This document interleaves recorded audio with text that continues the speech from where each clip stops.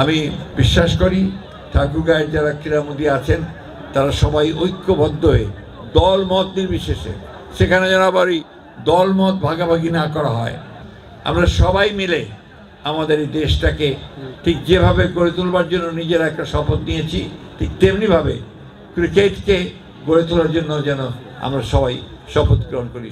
যে আজকে আমাদের একটা নতুন করে একটা সুযোগ সৃষ্টি হয়েছে ছাত্র জনতার অভ্যুত্থানের মধ্য দিয়ে। অনেক প্রাণ গেছে, অনেকে আমাদের ছাত্ররা তারা জীবন দিয়েছে, তাদের আত্মার প্রতি আমি গভীর শ্রদ্ধা জানাচ্ছি। যারা আহত হয়েছে তাদের প্রতি সহানুভূতি জানাচ্ছি।